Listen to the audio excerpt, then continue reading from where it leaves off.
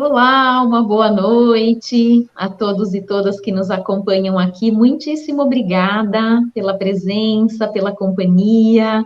Hoje é uma noite especial em que recebo dois amigos para conversar sobre literatura, livros, poesia, que é bem a nossa praia, né, e a nossa cara.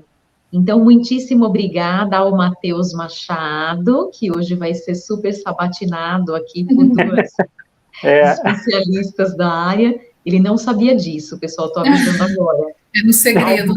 Matheus, nós vamos passar as regras do jogo aqui para você. Mas seja bem-vindo, Matheus. Muitíssimo obrigado. obrigada, né, por ter aceitado o meu convite de vir conversar com a gente nesta noite sobre não só o seu trabalho, mas a sua visão da poesia, poesia contemporânea, antipoesia, que eu estou louca para saber do que se trata. Eu já conheço um pouquinho do seu trabalho e gostaria agora de apresentá-lo ao meu público também. Muito obrigada também, Adriana, né, Teles, que topou mais uma vez estar aqui comigo.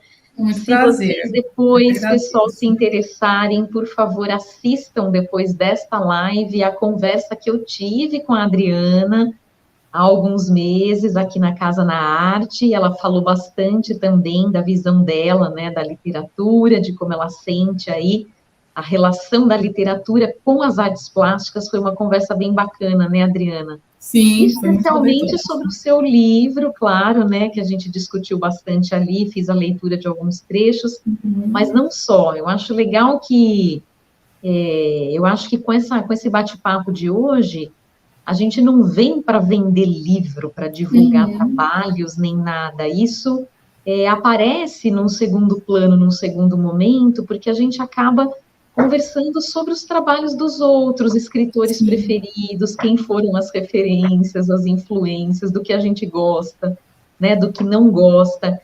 E eu acho que o Matheus propôs hoje um tema bem instigante, né, Matheus? Então, É. bem-vindos, boa noite aos dois, antes de mais Boa noite. nada. Bom, boa noite a todos. Eu quero agradecer a Vanina pelo convite. Estou bem honrado aqui. Venho acompanhando o canal desde que eu conheci e fiquei feliz quando a Vanina comentou sobre a participação da Adriana. Eu falei assim, nossa, ótimo, né? Vai abrilhantar ainda mais a live. E que bom também o canal Literatura Falada, venho acompanhando já desde que eu conheço, né? Conheci pelo Instagram e estou muito feliz. Então podem perguntar o que quiserem. Eu também. Liberou geral. Agradeço muito o convite da Vanina, é sempre ótimo de poder conversar sobre literatura, poesia, artes, enfim. Muito obrigada pelo convite. Que legal. Então, pessoal, vamos começar, né? Bem-vindos todos que estão chegando aí. Maria Clécia, obrigada por ter aparecido. Maria Clécia é uma próxima entrevistada minha, ela já está se preparando, eu acho. Então, muito obrigada aí, né, pela companhia. Matheus nos sugeriu, pessoal, esse título para que a gente converse um pouquinho sobre Babel, né? Mateus, eu vou apresentá-lo rapidamente aqui, mas eu acho que quando a gente começa a falar, né, sobre o que a gente pensa, o que a gente sente, aí é que a apresentação fica realmente digna e bem feita. A gente sente um pouquinho do outro, do que o outro pensa, enfim.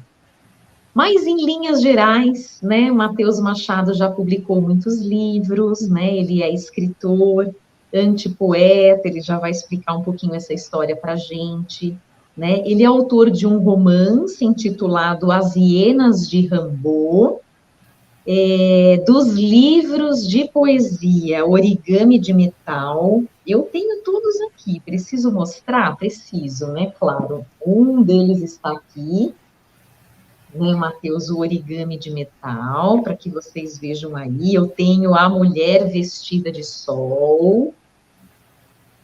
A gente vai falar um pouquinho sobre esse trabalho também. E mais um que é A Beleza de Todas as Coisas, né? Recebi muito gentilmente, aliás, agradeço ao Matheus mais uma vez pelo envio dos exemplares, para que eu conhecesse um pouquinho do trabalho dele, né? Para a gente fazer aqui essa nossa conversa. E também Mateus já publicou Nerval, e agora, mais recentemente, a gente até estava conversando sobre isso, o último livro, ele vai falar um pouquinho a respeito também, é de um autor que eu acho dificílimo, para ser muito sincera, que é James Joyce, né, Mateus? Sim, Então, depois sim. você vai poder falar um pouquinho também sobre esse Vamos trabalho. falar.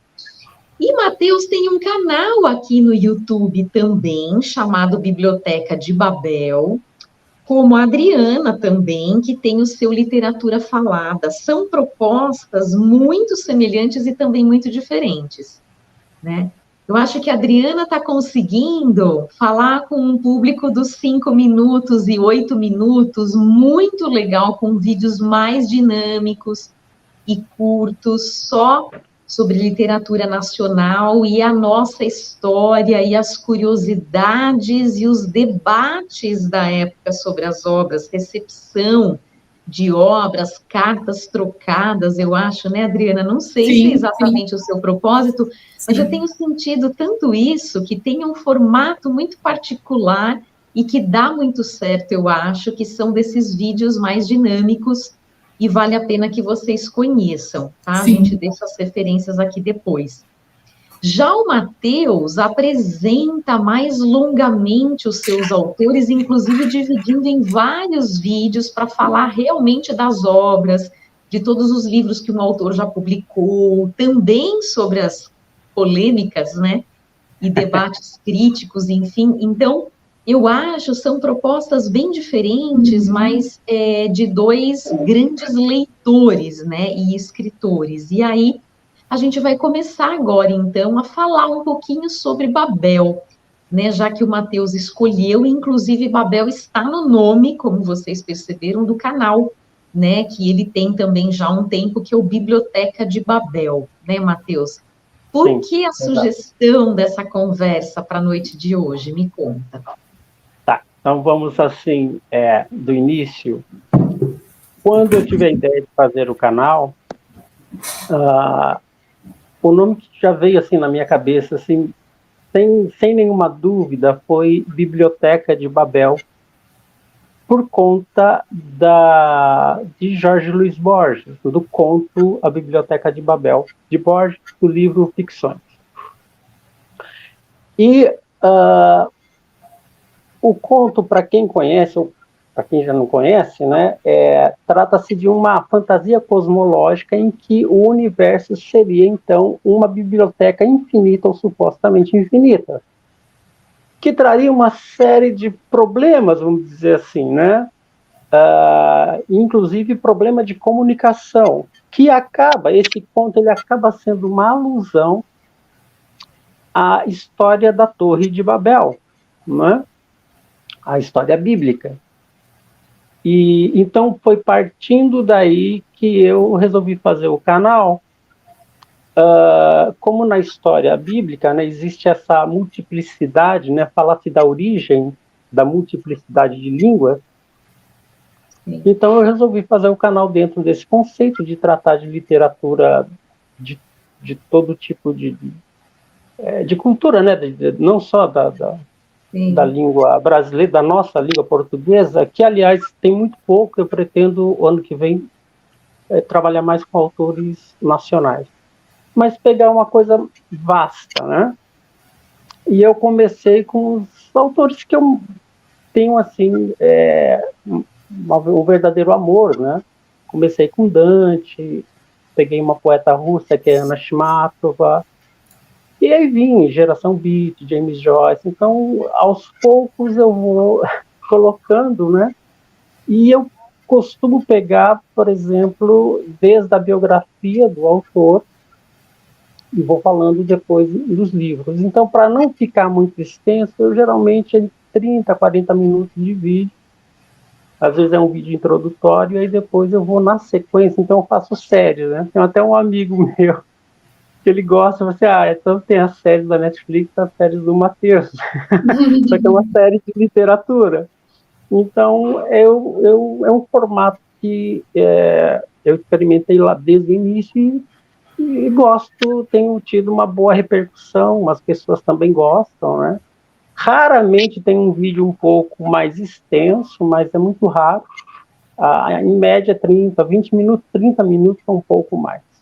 Né? Então, a influência aí do Borges e com essa alusão à Torre de Babel, né? Que diz muita coisa, né? Você ficar falando que é muito pano para manga, né? É um assunto que demanda muita coisa também, demanda muito tempo. Mas é um mito fundante da nossa cultura, né? Independentemente de crenças, né, e religiões, eu acho que são grandes narrativas. Adão e Eva é outra excelente história, na minha visão, né? Independentemente de ser uma interpretação bíblica, teológica, ou apenas literária e poética, até porque já foi relida, né? E reinterpretada ao longo da história, são séculos e séculos trabalhando sobre esses mitos e sobre os arquétipos. É nisso que eu queria chegar. Eu sinto Então, que o vamos lá. Mateus tem um trabalho, né, Mateus, que recupera não só mito da Torre de Babel, mas arquétipos. Não à toa você, em mais de um livro que eu recebi aqui,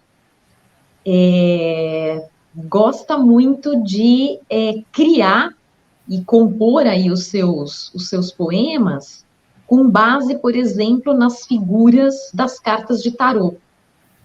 Posso fazer só um parênteses? Pode. Então, eu também li alguns poemas do Mateus, em que ele traz algumas referências bíblicas, né, sobre Jesus, João Batista, né, e eu fiquei pensando nessa questão também, a Babel como sendo o Velho Testamento, e algumas questões sobre o Novo Testamento. O Mateus é leitor da Bíblia? Em algum sentido? Eu não sei, é um parênteses ao que assim como Jorge Luiz Borges, se você quiser. Assim como Jorge Luiz Borges, assim como William Blake, assim como Dante Alighieri, como os grandes autores, assim como o próprio Joyce, que era tomista, né, ele era especializado em São Tomás de Aquino. Então, assim como os grandes autores, a Bíblia ela é uma grande fonte, não apenas de fé, de crença, mas é uma fonte de literatura, é uma fonte histórica, é uma fonte inesgotável e independente das interpretações. Sim. E ela também trabalha, ela também está na esfera mitológica, tá? Agora, uma coisa que eu debato e sempre brigo muito com todo mundo é a questão do mito. Infelizmente, a gente vem numa degradação dos termos, do sentido das palavras.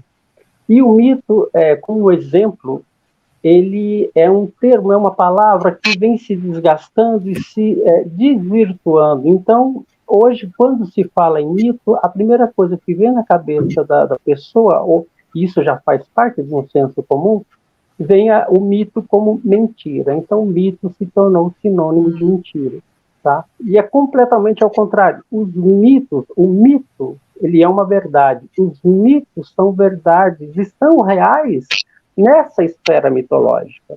E são tão reais que são cápsulas de sabedoria e de conhecimento dos nossos ancestrais e que nós carregamos ainda hoje conosco, tá?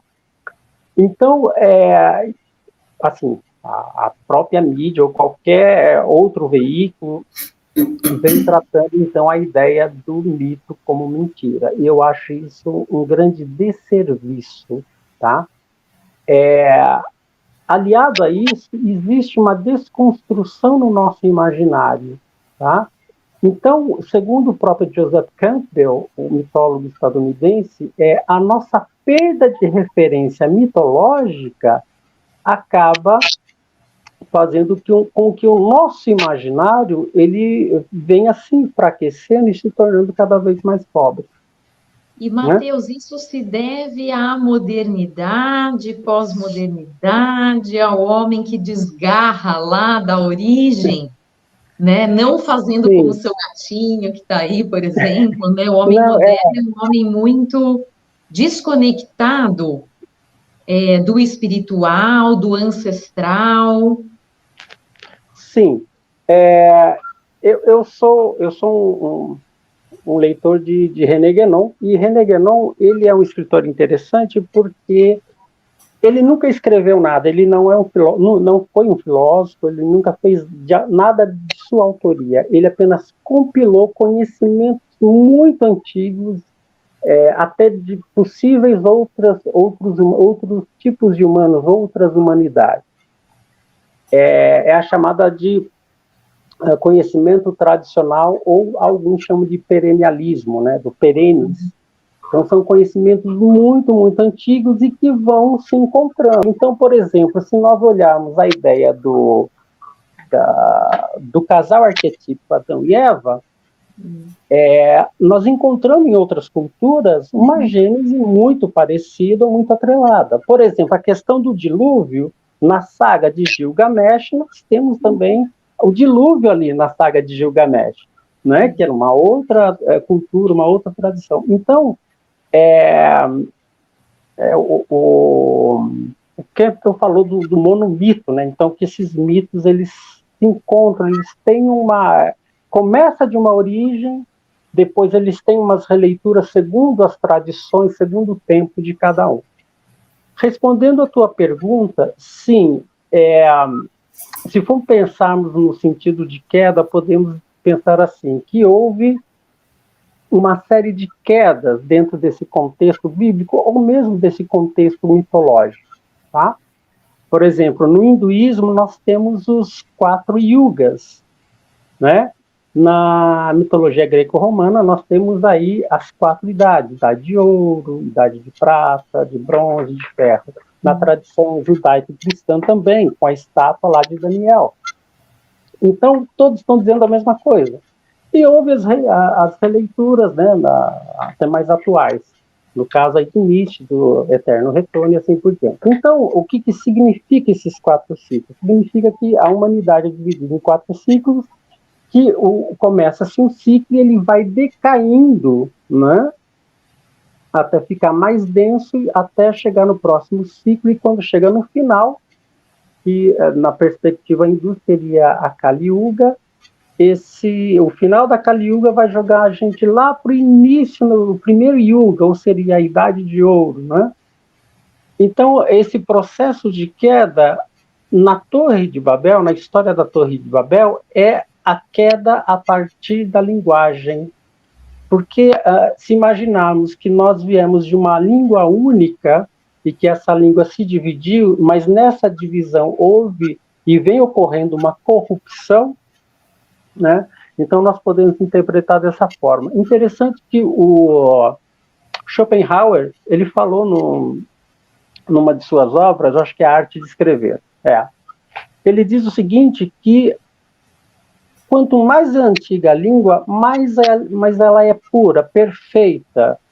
Aí ele cita o sânscrito, o latim, o grego, o hebraico, e que as derivações, o que surgiu daí, são línguas muito pobres. Inclusive, ele cita o inglês como uma língua muito pobre, né? Então, há uma decadência também na questão da linguagem, né?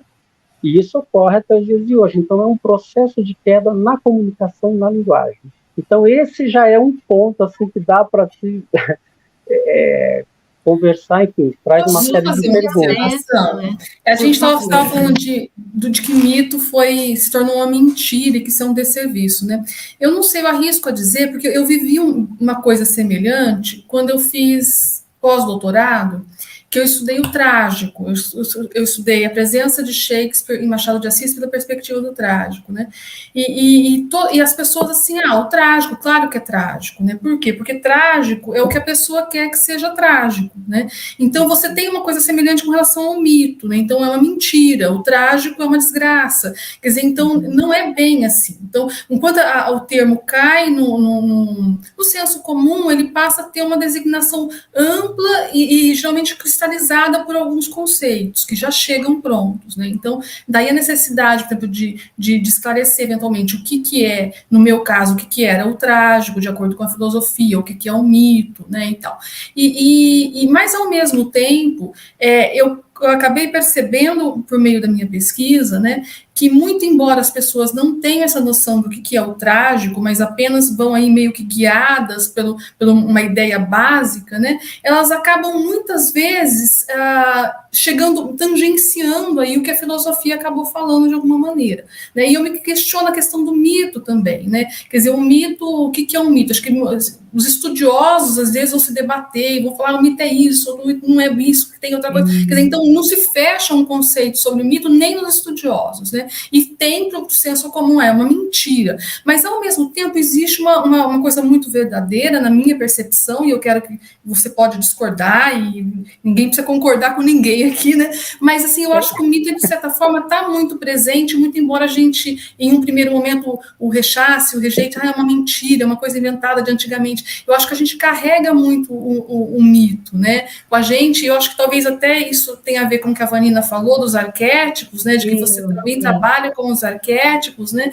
e se a gente for pegar até nas histórias infanto-juvenis aí, que fazem sucesso, quer dizer, é um mito do menino escolhido, daquele que tem a chave para libertar a humanidade, enfim, todas essas coisas todas que a gente estava cansado de ver nas histórias lá dos antigamente e que vem sendo repetida e reelaborada, etc, etc, inclusive na mitologia católica, se a gente, quer dizer, não sei se eu ofendo alguém, mas se a gente pegar a Bíblia, é uma reelaboração de mitos que já vinham sendo contados e que a gente reproduz hoje, enfim, e busca, né? Eu recentemente busquei muito nesses mitos um acolhimento espiritual para minha... Perfeito, Adriana. Para o meu problema que eu passei aqui o ano passado, com meu marido doente, quer dizer, então, é recorrer também a um mito, a alguma coisa mágica, um arquétipo do bem, da saúde, da renovação, enfim. Falei demais já. O que você acha disso? Deixa eu só completar para dar uma tempinha de poder elaborar aí a réplica dele, né? Eu concordo com você e eu acho que isso é muito constitutivo, isso que eu quis dizer quando comecei a elaborar aquela minha colocação e aquela minha pergunta para o Matheus, é muito constitutivo da nossa história, da nossa natureza, e são mitos cuja origem também não são datadas, né? Essas origens, elas não são recuperadas precisamente, cronologicamente, por isso elas nos afetam de certa forma, já que eu acho a gente se sente um pouco perdido. Mas o que o Matheus disse é correto, quer dizer, o que ele combate é uma dessacralização até que aconteceu do mito, eu acho, e a necessidade de uma recolocação do termo numa acepção mais original mesmo, né? Sim. Que é de verdade, de narrativa fundante, seja de que cultura, que povo, que data for, porque isso era muito oral, né? Até há pouco tempo, a história da humanidade é tão longa, então a gente escreve e registra o que pensa e sente há pouquíssimo tempo, né? Então a gente está falando aqui no fundo de textos, né? Podemos falar de Bíblia, mas podemos falar de repente de poemas de Homero, né? Que foram atribuídos a Homero, são versos e narrativas que circularam por milhares de anos sem o registro escrito, a forma fixa, definitiva, né, e tal. Então, eu acho que é um pouco por aí a minha compreensão de mito também.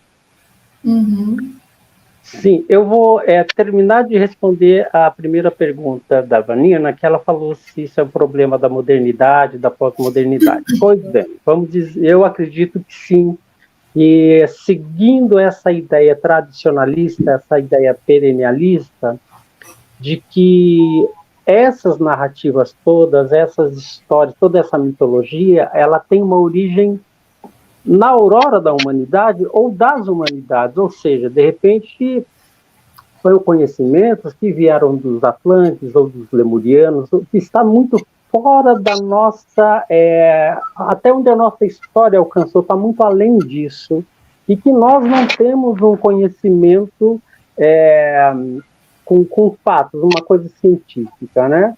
Mas leva-se a crer, então, que são narrativas muito antigas, elas não tiveram início na parte histórica, onde nós conhecemos, onde se tem registro histórico, mas muito antes ainda. tá? E a modernidade, ela, se a gente for entender isso, pensando naquela ideia de queda, de corrupção, então o próprio Guénon, né, ele fala sobre a crise do mundo moderno, né? E isso significa que nós vivemos, então, esse último ciclo humano, né? Seria o ciclo de ferro ou a Kali Yuga, e a modernidade, o início da modernidade é uma intensificação desse ciclo, ficando mais denso. Então, o que acontece? Com a modernidade, lá atrás, se a gente for pegar essa ideia de que nós tínhamos uma visão teocêntrica da vida, ou, para abranger um pouco mais o sentido, uma visão mais sagrada, mais espiritual da vida, né?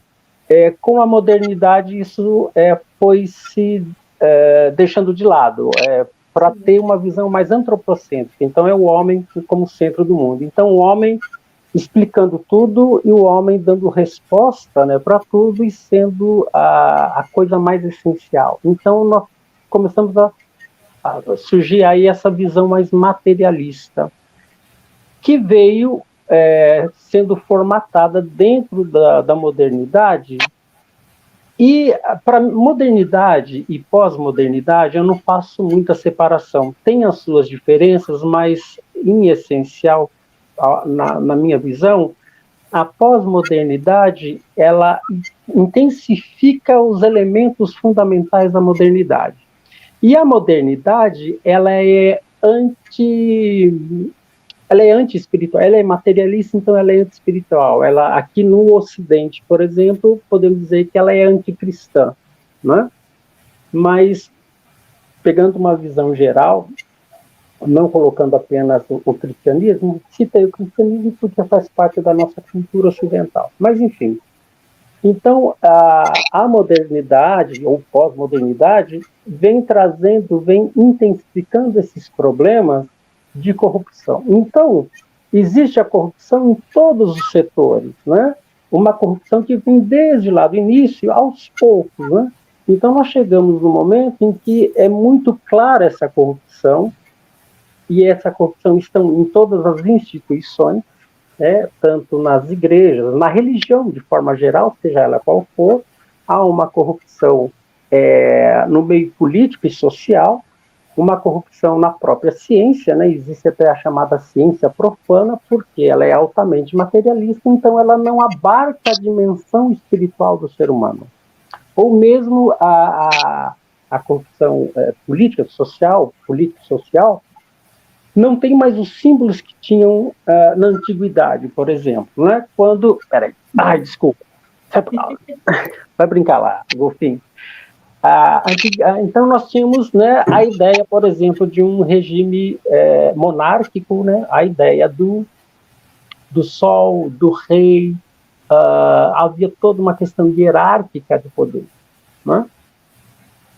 E a modernidade veio para acabar com tudo isso, né, com esses sistemas, e aí um dos sistemas que vieram depois surgiu a questão da democracia, da qual o próprio Aristóteles, o próprio Platão tinha um certo receio de democracia, né? Mas, enfim, o que acontece é que a nossa visão política e social... Termina, depois eu... Está me ouvindo? Estou sim, termina teu raciocínio que eu ia fazer uma colocação. Tá. Pode terminar, Matheus. Então, nós nascemos dentro de uma visão totalmente materialista, né? E isso vem uma crescente. Então nós desacralizamos a vida. Se antigamente as pessoas se todo ato biológico era um ato sagrado, por exemplo, o ato de comer era um ato sagrado. Nas culturas arcaicas ainda é assim, né? O ato de comunhão, de intimidade entre as pessoas era um ato sagrado. Tudo era ato sagrado.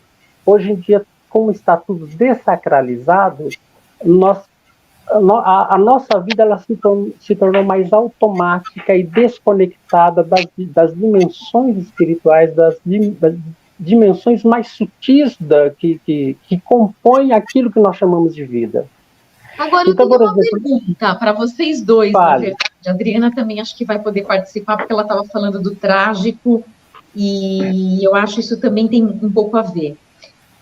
Vocês não acham que é uma visão muito purista achar que aí o Mateus citou Aristóteles, depois a gente pode recuperar Schopenhauer, quer dizer, é uma tradição filosófica muito específica, né? Muito ocidental, nesse sentido, eu acho, e que enxerga categorias instáveis como necessariamente inferiores. Então, quando ele fala, por exemplo, assim, as línguas antigas eram puras, e depois elas foram corrompidas, né? E aí a gente vem com as línguas que foram derivadas destas, né? E, enfim, e que são, por exemplo, vamos pegar o latim clássico, e o latim chamado o quê? De vulgar, falado pelo vulgo. Aí a gente está falando aqui de democracia, e depois a democracia como é vista por esses autores que eram monarquistas, ou o que quer que seja.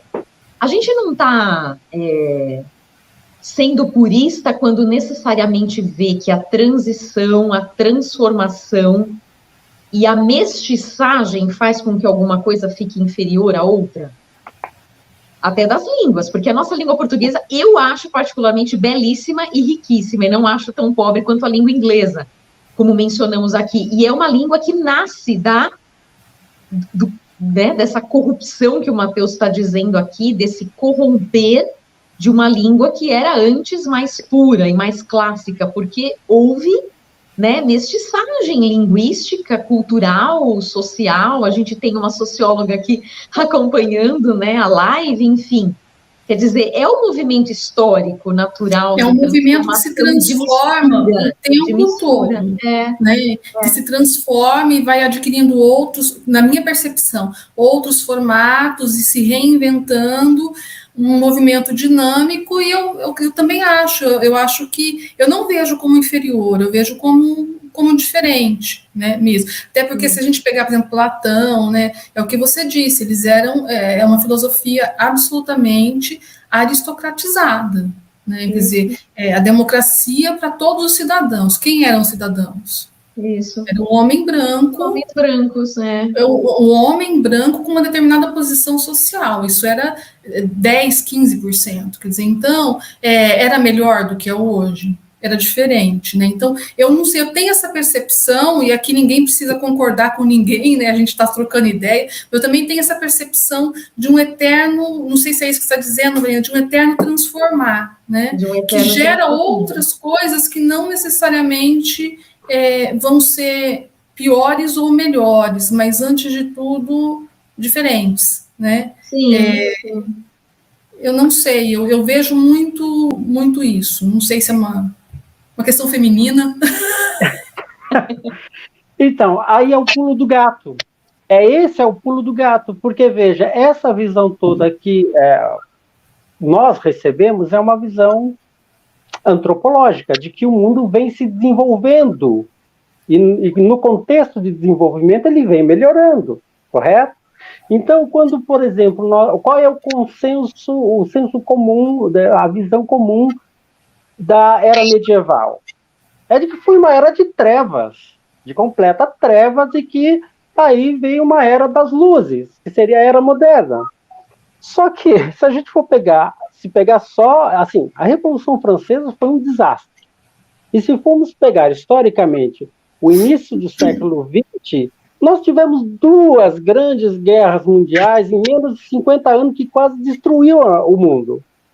Tá? Nós tivemos o surgimento de 3 ideologias assim devastadoras: o fascismo, o nazismo, o comunismo. A gente está com então, uma aí guerra até hoje. Quer dizer, no outro dia, com a Covid, todo mundo sabe que a humanidade vai ficar melhor, a gente está com uma outra guerra, não tem essa coisa. Eu acho isso um pouco de ingenuidade. Já que você falou em Covid, vamos pensar assim. Quando começou lá no início, no final de 2019, com essa ideia de, vai ter uma epidemia, uma pandemia, na cabeça de muita gente é assim, não, todo mundo vai se ajudar, o mundo vai ser melhor, e não é assim, as pessoas não são assim. Houve uma corrida nos mercados, era carrinhos lotados de álcool em gel, de papel higiênico, quer dizer, quem é que estava pensando no outro, no bem-estar do outro? Quando se trata de sobrevivência, nós nos tornamos muito cruéis. A verdade é essa. Então, essa visão toda que vocês estão falando de transformação, de fato, é uma transformação.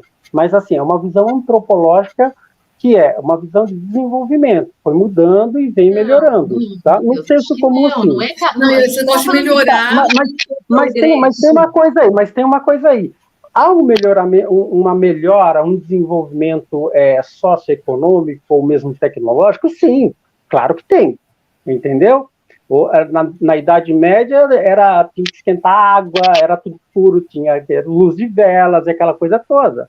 E hoje nós tomamos banho na nossa banheira, no chuveiro, tem luz elétrica, as facilidades são muito maiores, a comodidade, o conforto. E, no entanto, você vê pessoas nas suas mansões, nas suas jacuzzis, tomando banho e se matando, cortando os pulsos. O grande mal, desde o século passado, é a depressão. Eu sou assessor de imprensa, junto com a minha esposa, e nós trabalhamos muito com médicos, principalmente psicólogos e psiquiatras. A grande devastação da pandemia foram os problemas mentais que ela acarretou, por conta do medo. E o medo é um instrumento de manipulação. Claro. E a língua também faz parte desses instrumentos de manipulação. Né? Então, há uma série de problemas que a modernidade... Nós temos um olhar... Aí que tá, quando nós olhamos para trás, nós olhamos com um olhar moderno. Né? Se nós conseguíssemos nos colocar com um olhar mais antigo, um olhar medieval, por exemplo, a gente começaria a ver outras coisas. E também, eu falo muito dessa coisa de corrupção das instituições e tudo mais, existe também um problema histórico que, por exemplo, quando surgiu o iluminismo, veio a modernidade, ela começou a fazer uma propaganda contra a era medieval. E isso veio num copia e cola, historicamente. Né? Ninguém quis... Então, todo mundo, quando olha hoje, como exemplo, para a Idade Antiga, para a Idade Medieval, já olha com um olhar de preconceito. Né? Não é aquele olhar de, vamos ver, realmente, nós tivemos uma série de problemas, realmente...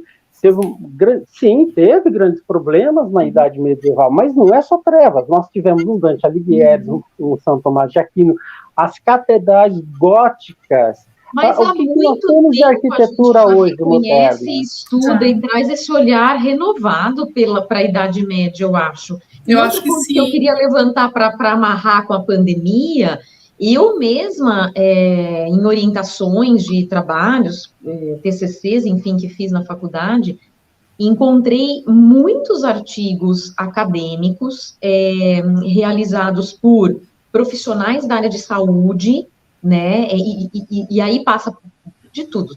Tinha os cirurgiões, os geneticistas, patologistas, enfim, pneumologistas, enfermeiros, né, muitos trabalhos da área de enfermagem, todos admitindo que o aspecto espiritual era fundamental tanto quanto a alopatia, tanto quanto as terapias clínicas, enfim, que estavam sendo usados, e o quanto as instituições de saúde permitiram que autoridades religiosas, padres, pastores, enfim, gurus e tal, entrassem e conversassem e atendessem todos esses pacientes que estavam internados, né, nos quartos, bem no início, né, desde o início da pandemia. Houve, assim, uma produção muito interessante, significativa, profícua, de trabalhos científicos que têm pautado muito isso, bem como muitos trabalhos de pesquisadores de todas as universidades por aí, né? Fica meu voto aqui, né, justamente de incentivo a essas universidades que são grandes centros de pesquisa também, admitindo que houve uma riqueza de pensamento, mentalidade cultural, enfim, na Idade Média, riquíssima, né? Uma riqueza muito forte. Então, eu acho que a gente tem conseguido, aí sim, derrubar esses mitos, porque são esses mitos que a gente não quer, e há muitos anos já a gente tem derrubado. Eu acho que não é tão novo assim, né? Essa ideia não é tão nova. Agora, a ideia que talvez seja nova, e é isso que eu gostaria de saber de vocês, é sobre o título que o Matheus sugeriu, que é a impossibilidade de nos entendermos.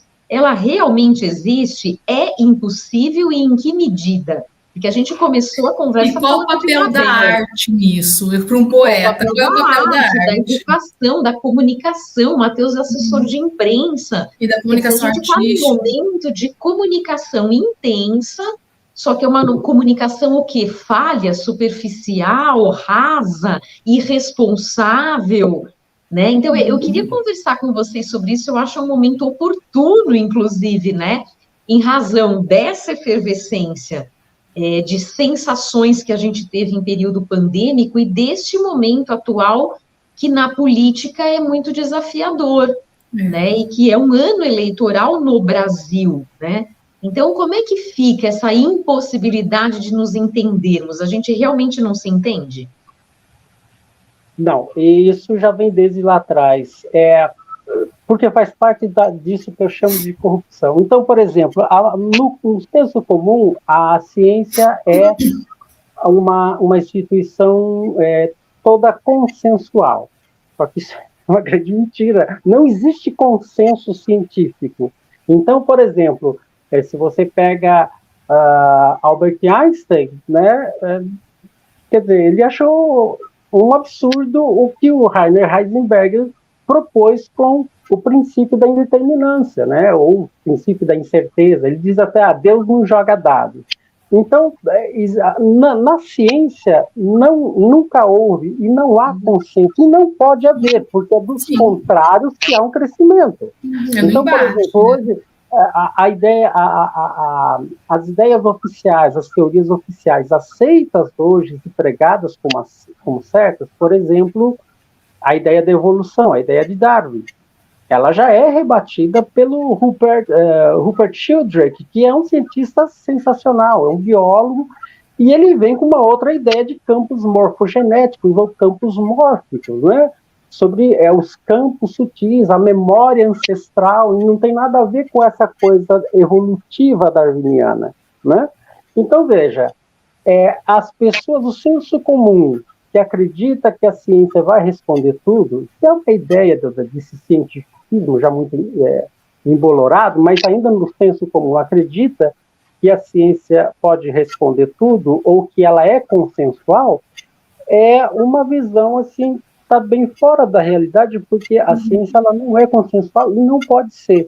Mas quando se permite essa visão de que a ciência explica tudo, ou que a ciência é consensual, há o risco de haver fanáticos no meio científico, na população, com uma visão fanática com relação à ciência, da mesma forma que existem os fanáticos dentro das religiões.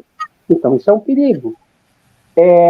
Agora, essa impossibilidade de nos entendermos, se eu pegar, por exemplo, um cara chamado Eduardo Bernays. Eduardo Bernays foi sobrinho do Sigmund Freud, do Freud, e ele usou as teorias de Freud na década de 50 e pegou essas teorias e levou para propaganda, para o marketing. Então, ele entendeu que, segundo pelas teorias do Freud, daria para se manipular as massas.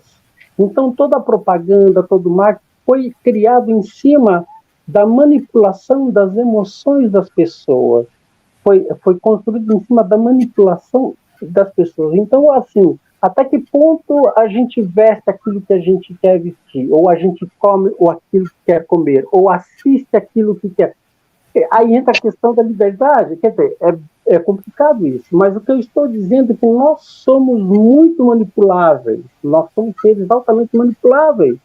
E a escravidão que existe hoje é uma escravidão muito sutil, né? Uma escravidão que nos ilude uma tal liberdade. Então tem essas questões todas que elas acabam se entrelaçando. Mas vamos lá. Eu não acredito que há uma comunicabilidade, uma comunicação de entendimento geral, tá? E o dia que isso acontecer é porque nós realmente estamos completamente manipulados, porque a gente vai estar pensando igual, se vestindo igual, falando de maneira... 1984. Entendeu? Não há uma coisa que eu aprendi com William Blake no Casamento do Céu e do Inferno, e que ele diz o seguinte, a oposição é a verdadeira amizade. Então, às vezes eu falo, não querendo entrar em política, mas apenas como exemplo,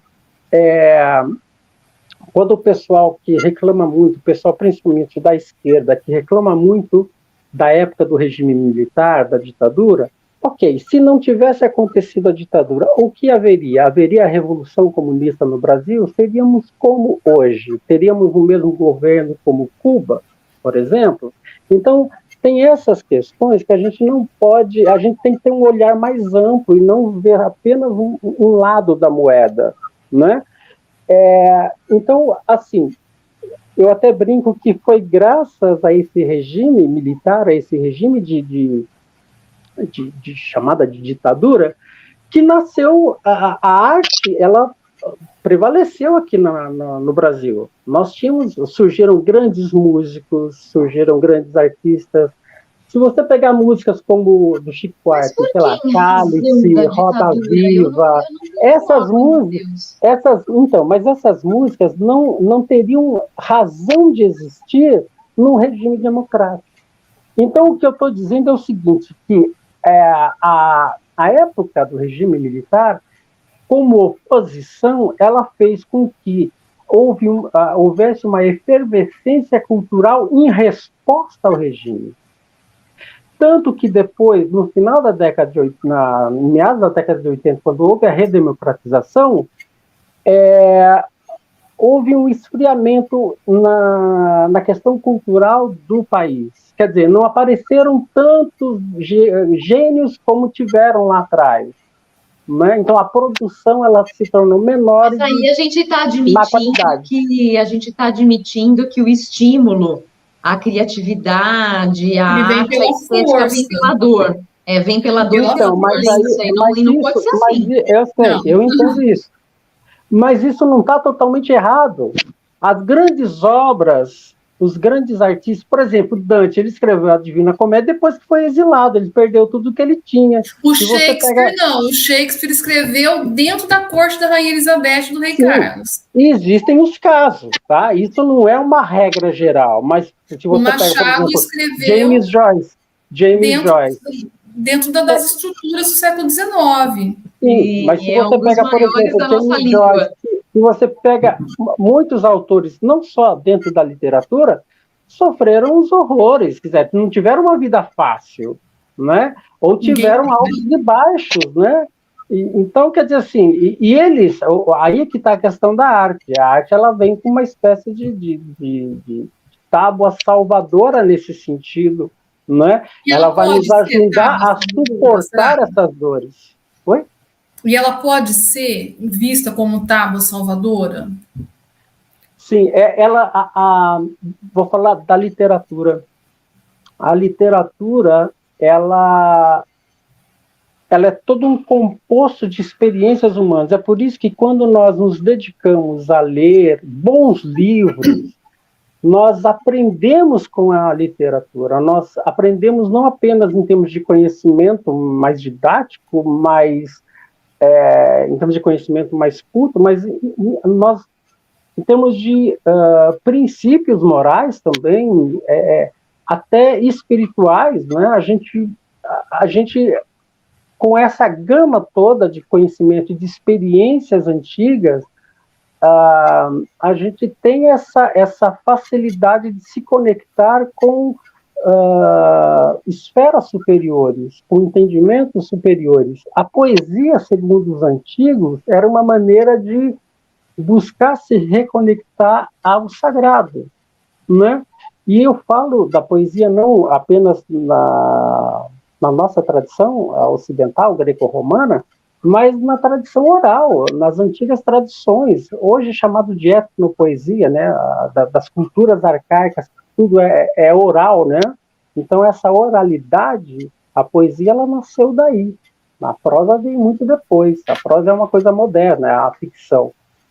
E, então, o que eu estou dizendo, segundo Blake, é que na oposição nós criamos também.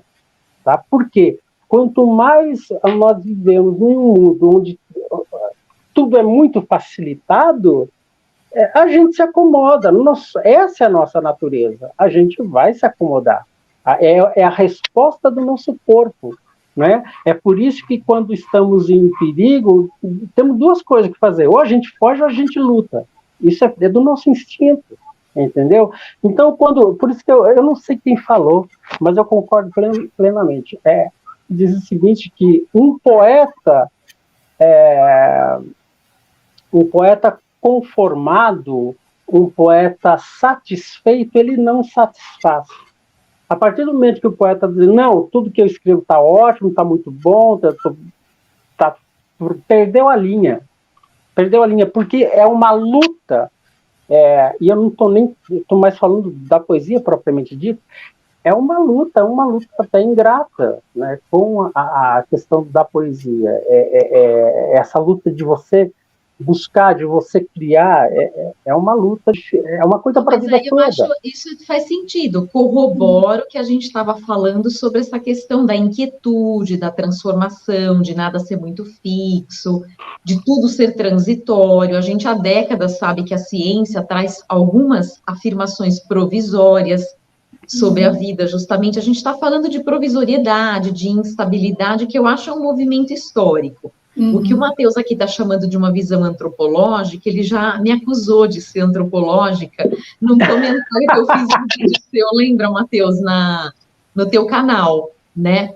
Mas eu não vejo de forma alguma o antropológico como progressista necessariamente, nem como acomodado, eu concordo com a Vanina, satisfeito e feliz, e também não vejo dessa forma. Eu não vejo que o debate, por exemplo, como a gente está tendo aqui, que é bem saudável, deva ocorrer e deva nascer e deva ser estimulado, né, por uma situação histórica de opressão e de violência, né, como foi o regime ditatorial, né, nesse sentido aqui no Brasil, como foi ditadura militar no Brasil, na minha visão, né, na minha visão. Assim como você falou de Idade Média, enfim, quer dizer, são períodos históricos de escassez, de dificuldades, de violência, que você está dizendo que aí, por essas condições, mais bem ainda, alimentariam, né, a criatividade ali, enfim, de poetas, de escritores e tal, mas não precisa ser assim para ainda assim você estar indignado com o status quo. O status quo que incomoda pode ser o mínimo, né, de direitos humanos aceitável. E daí que vem a questão do grande poeta, ou do grande ficcionista, do grande dramaturgo, que é conseguir captar essas questões, essas perturbações que estão presentes todo o tempo, e que às vezes a gente se cega a elas, né? E a gente tem inúmeros exemplos aqui no Brasil do século XIX, né? Eu cito Machado porque eu estudo Machado, mas a gente poderia aí estar no começo do século, se a gente pegar a Semana de Arte Moderna, ela vem de uma profunda inquietação, inclusive se voltando contra os grandes nomes que predominavam no Brasil até então. Ela vem de uma inquietação, ela vem de um debate, ela vem de uma me foge a palavra, ela vem de um debate difícil ali, de desencontro, né? E eu também não concordo com a Vanina, não vejo que momentos de dor e de repressão sejam um combustível para isso, eles são combustível para um outro tipo de coisa, de um outro tipo de produção que nasce aí de uma dor, de uma rebeldia forçada, dolorosa e que não traz coisas positivas nesse sentido. Eu acho que a grande arte ela se faz o tempo todo pela capacidade, você disse, de uma conjuntura, que o artista capta uma conjuntura maior, né? Quer dizer, então ele vem dessa condição de captar essa coisa que também não necessariamente nos coloca em contato com algo que é superior. Eu acho que é uma outra coisa que acaba sendo um mito para quem quer escrever, de que quem escreve tem uma capacidade de criar algo que é superior e que isso faz a pessoa superior, né? Então, eu acho que também tem essas questões aí que são um pouco confusas, né? Muitas vezes para a gente, e é uma coisa que quando eu dava aula eu tinha muito cuidado em falar para os meus alunos, quer dizer, o artista consegue criar, mas isso não faz daquele mundo que ele criou melhor ou dele uma pessoa que tem uma capacidade melhor, ele só consegue, da mesma maneira que um cirurgião consegue fazer uma cirurgia incrível, ele consegue criar uma peça de teatro. Eu não sei, é a minha visão também. Sim. Bom, eu não é que eu discorde da visão antropológica. Ela é aceitável, entendeu? Mas porque a minha visão, ela é mais perennialista no sentido de que nós não estamos por mais que a gente tenha um crescimento, um desenvolvimento social, tecnológico, científico, e nós temos isso, nós temos uma perda de valores. Então, a crise aqui não é uma crise socioeconômica, é uma crise espiritual, é uma crise de valores, é uma dessacralização. É nisso que esse é o ponto. E a questão da oposição, pela visão aí de Blake, ela não é uma regra. Tá? Não é que o artista só cria nessas condições, mas ele cria nessas condições. Ele cria em qualquer condição. Então, ele em qualquer condição, certo? Agora, acreditar que nós estamos indo para um mundo melhor, eu não acredito, porque mesmo historicamente a gente vê que não é assim. Não é sempre, assim. Então, sempre houve ditadura, sempre houve guerra, sempre houve... Agora, no mundo que nós temos hoje, a partir do modernismo, da era moderna, isso se intensificou. Então, quer dizer, se nós, no início do século passado, tivemos 2 grandes guerras mundiais, surgimento de 3 ideologias assim cruéis, que fizeram muito mais estragos, e ainda esses estragos repercutem nos dias de hoje, do que toda uma era medieval, que tinha lá suas guerras, seus conflitos, mas era, assim, em termos de intensidade de destruição, era muito menor. Entendeu? Então, assim, a gente caminha para um mundo em que, quanto mais desenvolvimento, mais também é o risco da gente acabar se dando mal. Né? Porque hoje as coisas acontecem de forma global, né? E com maior potência de destruição. Nós passamos aí por Guerra Fria, toda essa tensão da Guerra Fria. E hoje ela pode acontecer de uma outra forma ainda, de uma forma muito sutil, né? Através das altas tecnologias, através da nanotecnologia, através das ciências assim, de ponta hoje. Né? Então, se há 50 anos atrás havia uma facilidade de um grupo de pessoas manipular toda uma massa, hoje a manipulação é muito mais intensa, muito maior e muito mais fácil de acontecer. E isso acontece. Nós somos manipulados o tempo todo, né? Seja pelas mídias, seja pela própria internet. Agora vocês estão ouvindo a gente. Agora. Outro dia eu estava comentando um negócio com meu marido, com o Waze ligado, aí daí a pouco apareceu uma mensagem, você quer ir em tal lugar? Eu falei, gente, agora ele me ouve também. Não, então, às vezes, conversando com a minha esposa, a gente qualquer assunto assim, a gente vai pesquisar sobre o assunto, já aparece. Entendeu? Sim, então, assim, esse é um perigo, mas aí é que está. Esse perigo aí, ele tem um potencial de ser tirano, de ser controlador. Imagine um mundo assim, em que somos vigiados o tempo todo, em que não temos mais vida, um senso de privacidade. Então, tudo isso é muito complicado. né? Então, só que assim, é uma prisão mais espaçosa, é uma prisão muito mais sutil, a gente não percebe, mas nós vivemos, infelizmente, Claro. vivemos isso, Sim. né? O celular hoje é uma parte do nosso corpo, se você separar o celular de nós aí por 2 dias, é como se estivesse faltando uma parte do corpo.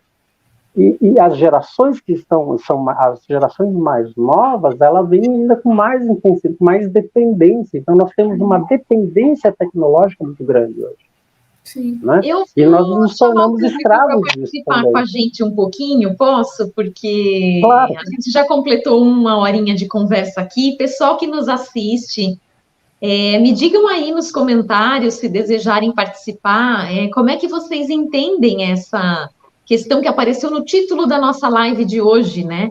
Babel e a impossibilidade de nos entendermos. Mateus disse que realmente ela existe. E a gente não se entende. Eu e a Adriana, a gente não respondeu ainda. Eu quero aproveitar e responder também. O que vocês acham disso, né? Da Torre de Babel que traz essa multiplicidade de línguas, de culturas, a falta de entendimento literal, né? No momento da torre, no momento da queda, como disse Mateus. Mas é assim ou não é assim? Que sensação vocês têm? Aproveitem para responder aí, enquanto a Adriana também responde, Adriana. E aí eu arremato, pode ser? Para a gente não se alongar demais. Fica à vontade. Olha, eu acho que nós vivemos uma Babel, sim. Acho que a gente não se entende, não.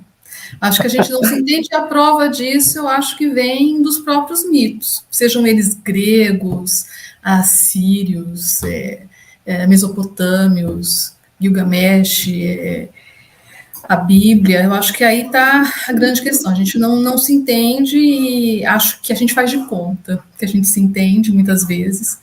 E acho que quanto mais a coisa globaliza e mais os meios de comunicação vão dominando e tomando conta da gente, maior o grau de entropia. Eu acho que mais vai ficando complicada a comunicação, mais vai ficando as informações, os dados, manipulados ou não, vão chegando e vão se instalando e vão confundindo ainda mais as coisas. Eu acho que a gente vive um momento, acho que a gente nunca se entendeu, e acho que, possivelmente, por essa questão desse volume de informação, às vezes o grau de desentendimento, se existe essa palavra, ele vai ficando ainda mais intenso. Acho também que a arte é uma maneira que a gente tem de se entender mais, talvez. Né? Eu, que sou apaixonada especialmente pela ficção, acho que é uma maneira da gente ler o mundo e ler a gente no mundo. E se várias pessoas tiverem essa experiência e buscarem se ler no mundo e ler o mundo, quem sabe a gente não vai conseguir aí se entender um pouco melhor, não sei. Se entender um pouco melhor.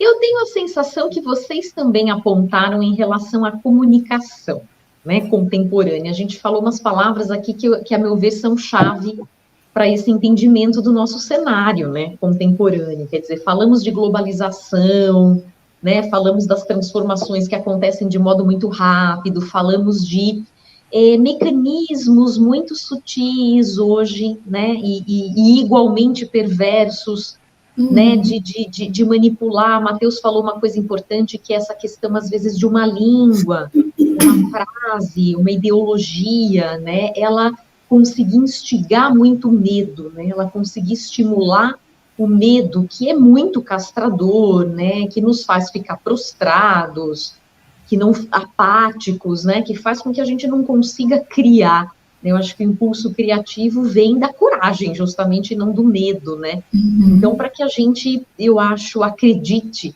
né, que a gente ainda pode conviver, conversar, debater, se encontrar, fazer live, né, como a gente faz aqui, é porque a gente precisa apostar nesse valor de você baixar a guarda, muitas vezes, conseguir ouvir com mais calma e atenção o outro, e desativar, na medida do possível, nem que seja por alguns momentos na nossa rotina e na nossa vida, esses recursos e essas ferramentas que fazem com que a gente fique aprisionado, né? Aprisionado naquele fluxo, aprisionado naquela métrica, naquele desempenho, naquele resultado, né, do ser o melhor, do conquistar, do sempre...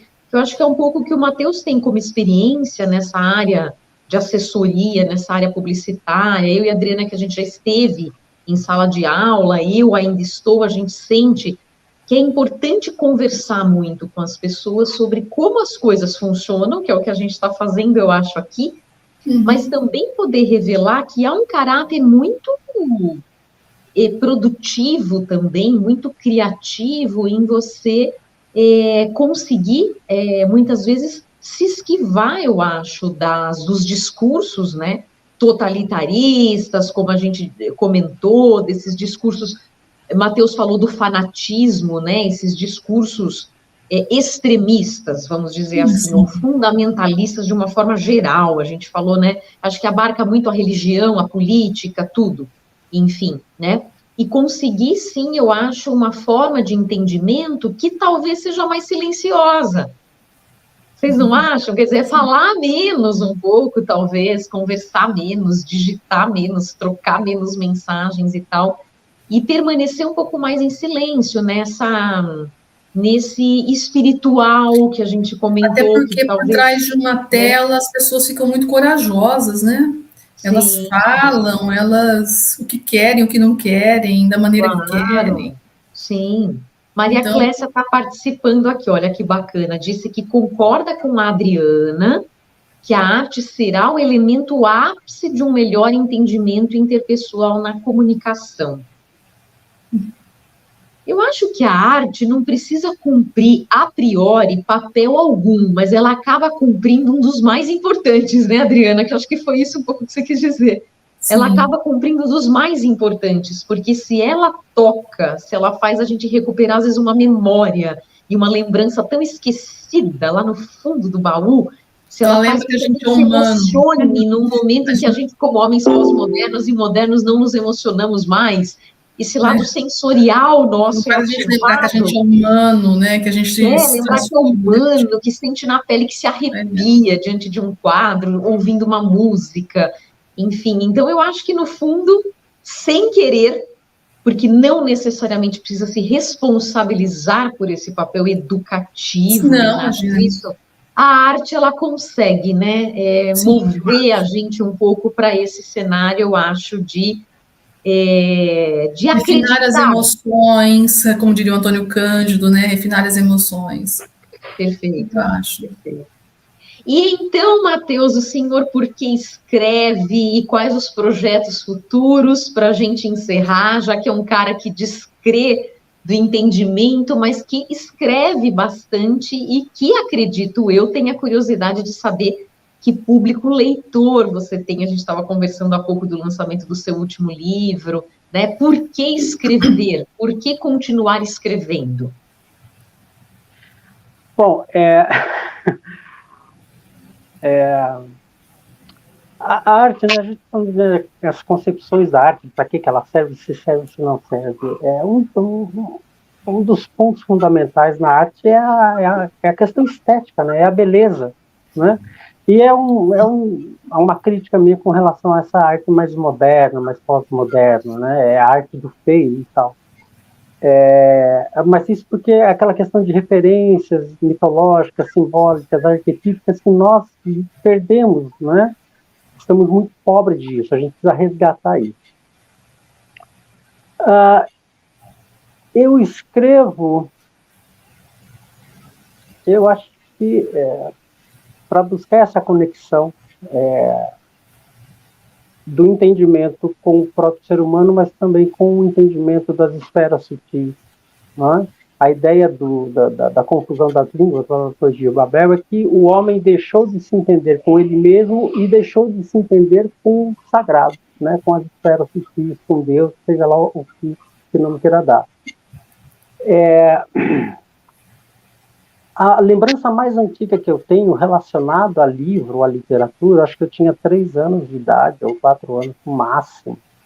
Eu era bem pichotinho, eu estava sentado com meu pai no sofá na sala, e apareceu uma propaganda de um livro. Aí eu perguntei para o meu pai se era difícil escrever um livro. Aí ele falou assim, não, é muito difícil, tal. E eu fiquei com aquilo na cabeça. E, então, eu comecei a escrever na adolescência, né? Mas assim, eu acho que para mim o importante não é nem tanto escrever, a leitura é mais importante que a escrita, na minha concepção. Para mim o que me dá prazer é a leitura. A escrita não me dá prazer, ela é mais uma necessidade biológica, fisiológica, espiritual, existencial. Até porque toda crise existencial ela se fundamenta numa crise espiritual, tem uma coisa mais atrás aí. E agora, sobre projetos, eu lancei agora esse livro sobre as obras do Joyce, né? Em que eu toco essa ideia da impossibilidade de nos entendermos, é um texto que faz parte desse livro, e eu faço um breve estudo assim, de algumas interpretações que eu tenho de Ulisses e de Finnegan's Wake, as duas últimas obras do James Joyce, as mais difíceis, né? Mas envolvendo a questão da linguagem, trazendo um pouco para o nosso dia a dia, né? Tem uma parte do Finnegan's Wake em que o personagem, o Humphrey Shipton Yeawicker, ele está no parque, na Phoenix Park, e supostamente ele teria tido relações com duas moças ou duas jovens, mas que não eram, porque como a Finnegan's Wake ele é um livro onírico, está no estado do sonho, então assim, dá-se a entender que a própria esposa dele e a filha dele, então, mas que houve aí um incesto. E tiveram 3 testemunhas, né, 3 pessoas, são 3 guardas que viram esse suposto incesto. Só que esses guardas estavam bêbados. Então, o discernimento deles também não é confiável. E esse episódio virou uma fofoca e se espalhou de tal forma que quando alguém vinha perguntar pro Humphrey que horas eram, ele estava entendendo que estavam acusando ele de ter cometido um incesto. Então, assim, é um estado meio que paranoico. O que acontece hoje são justamente que nós nos perdemos em muitas dessas narrativas, as chamadas fake news, as contra-informações. Então, aí é o que o William Burroughs fala sobre o vírus da linguagem. Então, é como se viralizasse todas essas informações da maneira mais nociva possível, né? E nós acabamos também nos contaminando com isso, né? Então, esse é um dos pontos que eu falo nesse livro, que é esse aqui, em que eu falo sobre a obra do Joyce, mas sempre puxando para essa questão da linguagem, os problemas que enfrentamos hoje dentro da comunicação, né? E eu tenho o Nerval, que é o último livro de poesia, na verdade ele está na pré-venda, eu ainda não fiz uma publicação oficial dele, que é esse livrinho aqui, peraí. É um livrinho de poemas, e é isso, né? Agora, essa concepção de antipoeta, né, de antipoesia, a Vanina tinha... Eu falei que ia te perguntar, mas você ia explicar, é verdade, é verdade. Se der tempo eu explico. Então, o que acontece hoje é que a nossa mentalidade, o nosso pensamento, o nosso imaginário está sendo formado pelas redes sociais. Está sendo formado pela internet de forma geral, né? Está sendo formatado e sendo formado por tudo que há, principalmente com o que há de pior, né? Esse refúgio de informação via internet, né? O que eu vejo hoje, falando unicamente de poesia, de cenário poético e tudo mais, é que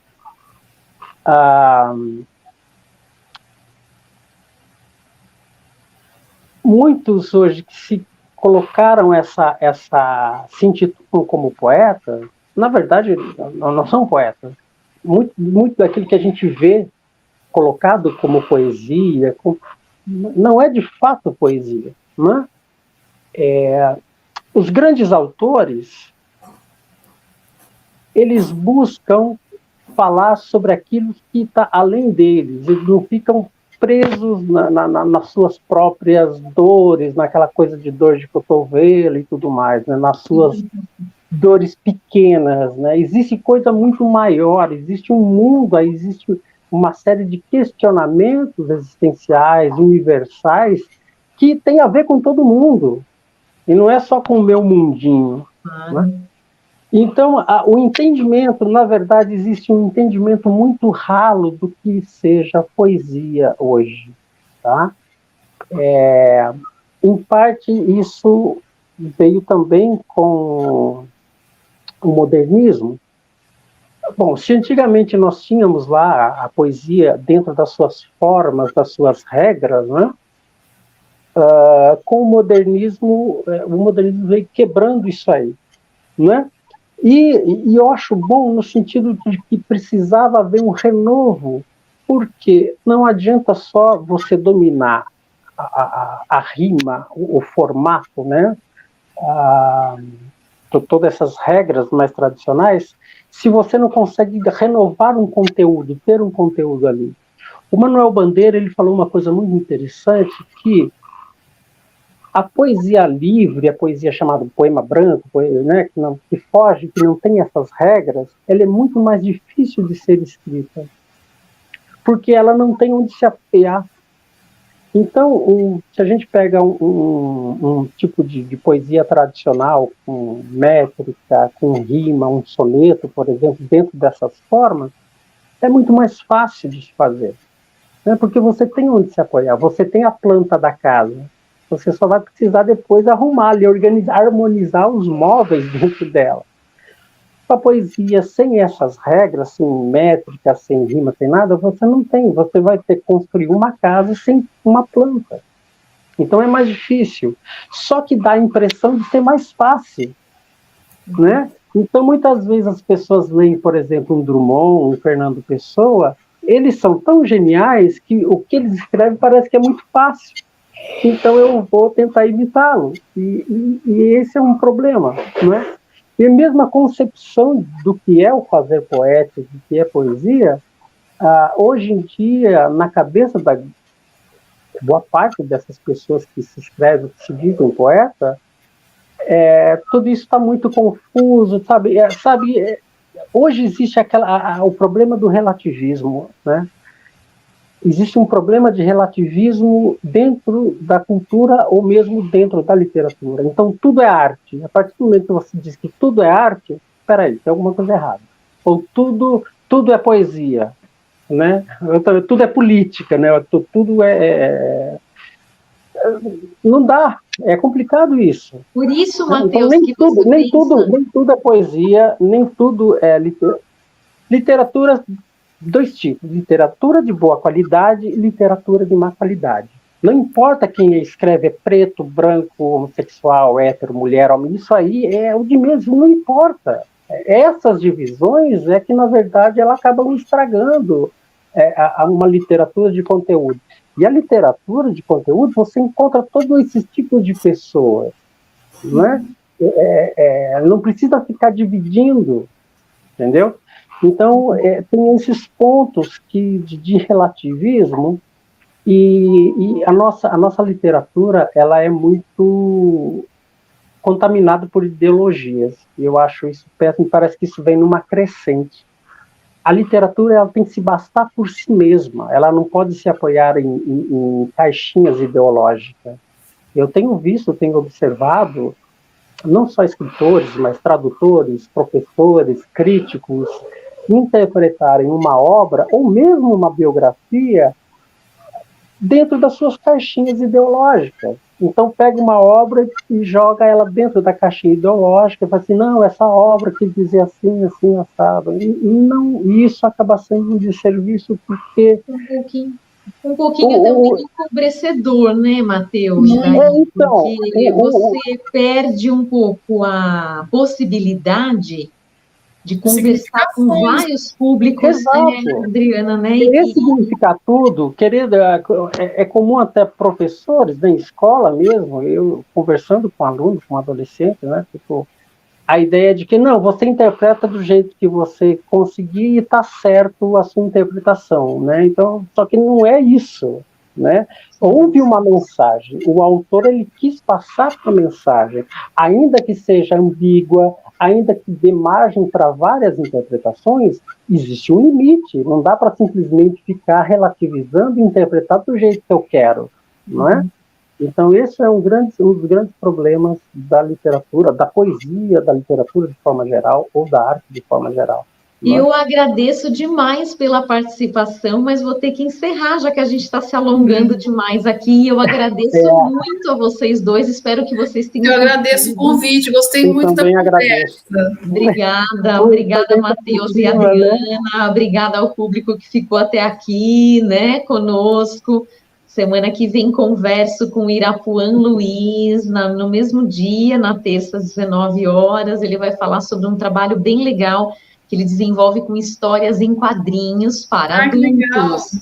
Vai ser bem legal, uma revista brasileira linda, em que ele fala de alguns conhecimentos budistas, inclusive, as personagens são monges de um monastério, enfim, bem legal. E é uma revista muito bonita, sobre esse e outros projetos, claro. Então, vocês dois estão convidados, e quem nos acompanhou até aqui também. Matheus e Adriana, boa noite aí, viu? Boa noite, muito obrigada. Boa noite, obrigado aí a todos. Tudo de bom, agradeço ao público que esteve conosco também até aqui, uma excelente noite, e até a próxima, pessoal. Muito obrigada. Tchau.